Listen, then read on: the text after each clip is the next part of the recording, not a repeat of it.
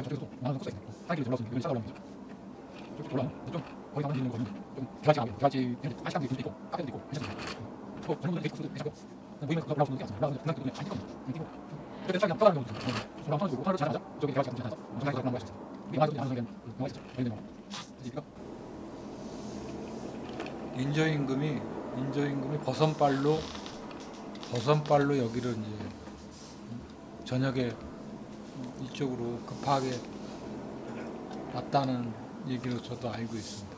그 엄동설 안에 이 남한산성을 지금처럼 이렇게 도로가 있는 것도 아니고 거의 버선발로 오다시피 여기를 왔다는 얘기가 있는 것 같습니다.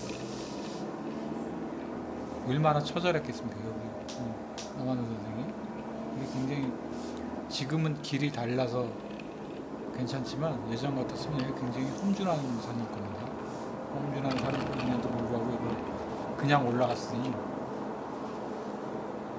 터널도 이렇게 아주 그럴싸하게 잘 뚫려 있습니다. 여기가 겨울에 차를 몰고 오기는 좀 그럴 겁니다. 빙판이 될 수 있는 소지도 있으니까요. 좀 하고 올라와야 될 그런 길인 것만은 분명합니다. 버스도 올라오는 거 보면은 여기 이제 노선 버스도 있어서 버스 타고 올라와도 될 겁니다. 성남까지 오셔갖고 버스 타고 올라와도 될 것 같습니다. 여기는 이제 좀 산 정상인데 좀 넓게 펴져 있는 운지처럼 약간 개활지가 펼쳐져 있죠. 그 식당들이 좌우로 이렇게 많이 몰려 있습니다. 그 한 20여 년 전까지만 해도 이렇지는 않았습니다. 여기가 이렇게 정돈된 게 그렇게 오래전이 아닐 겁니다. 최근에 와서 이렇게 많이 정돈되고 예전에 그냥 시골길 같은 그런 느낌이었습니다.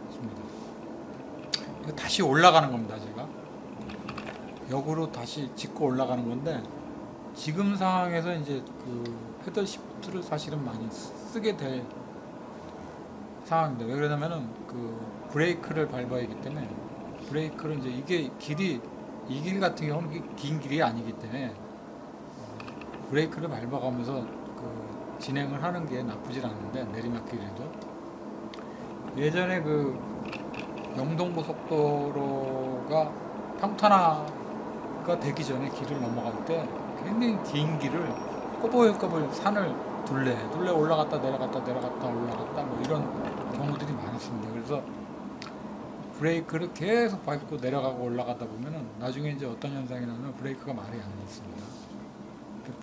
그 브레이크가 고장난 게 아니라 브레이크가 계속 과열이 되니까 그게 이제 나중에 이제 그런 현상이 나오기 때문에 이런 길은 이제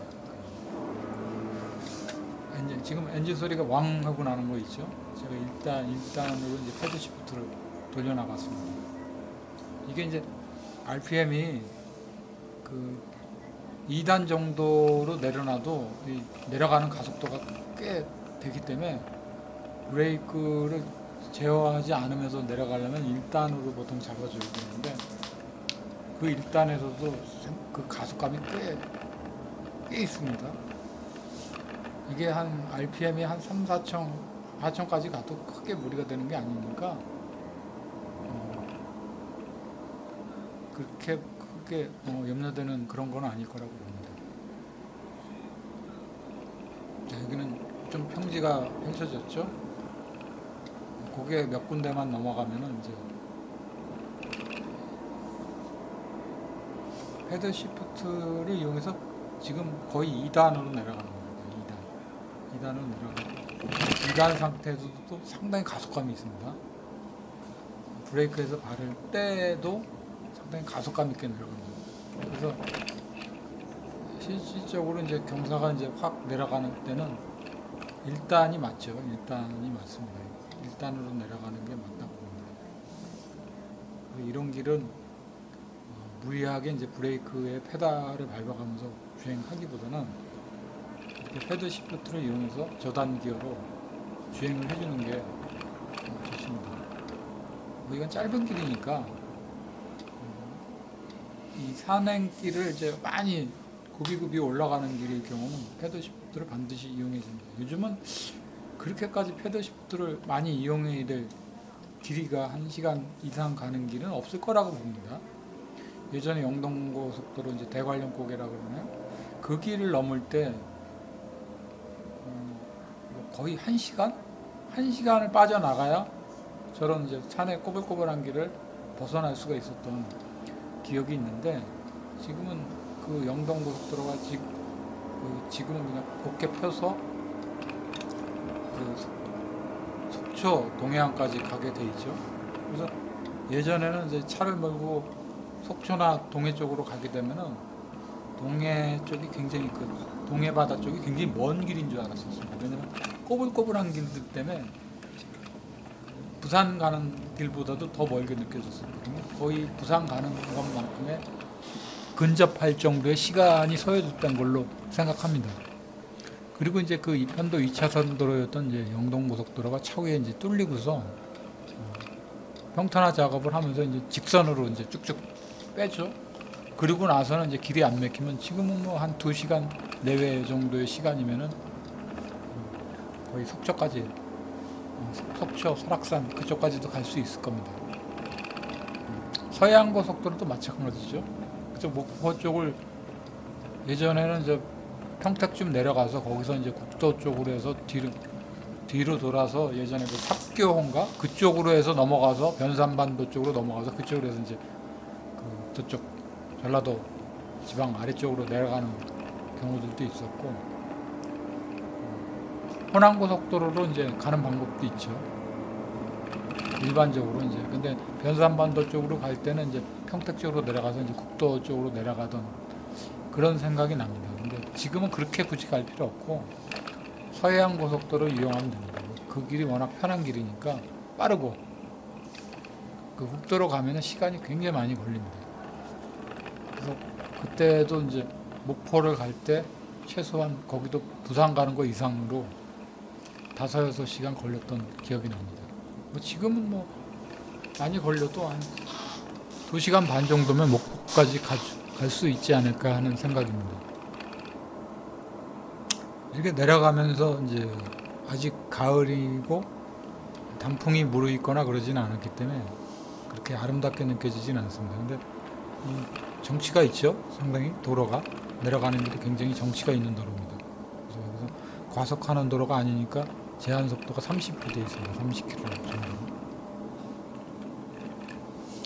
이런 길을 내려갈 때는 반드시 두 손으로 핸들을 잡고 내려가야 됩니다. 그리고 이제 핸들에 너무 힘을 주기보다는 가볍게 지되 절대 놓치지 않는 그런 상태가 제일 좋습니다. 무리하게 경직되게 운전을 하다 보면 피로감도 있을 뿐더러 차체가 무리하게 막 흔들리는 경우가 있어요. 그러니까 운전을 처음에 하는 경우들은 이제 차에 이제 핸들을 무리하게 잡고 막 흔들다 보면 좌우로 막 왔다 갔다 하는 경우들이 생기는데, 그게 이제 핸들을 너무 무겁게 감아줬기 때문에 그런 거니까 가볍게 쥐고 이제 내려가는 게 하나의 방법인 것 같습니다. 거의 다 와가고요. 이 길을 내려가면 이제 저도 집으로 가야죠. 이제 여기서 엎어지면 이렇게 배꼽 닿을 곳이니까 그렇게 먼 거리는 아닙니다. 이런 길들이 이제 많이 익숙해져야 된다고 보는 거예요. 근데 1000cc 배기량 차로 올라오기는 좀 버거운 그런 도로긴 합니다. 이게 예전에 모닝으로 이제 올라오면은 가속도가 한 40km 정도 속도 정도밖에 유지가 안 됩니다. 가속 페달을 밟아도. 그런 단점이 있죠. 근데 XM3는 이런 정도의 도로도 아주 무난하게 일반 승용차들 200마력 정도의 힘을 갖고 있는 차만큼의 여유를 갖고 올라올 수 있습니다. 152마력이긴 하지만 충분히 그만한 힘을 갖고 올라올 수 있는 차라고는 보여집니다. 지금 언덕을 거의 다 내려왔습니다. 사거리가 보이고 이 길만 넘어가면 이제 저쪽 성남 시내가 이제 눈앞에 들어옵니다.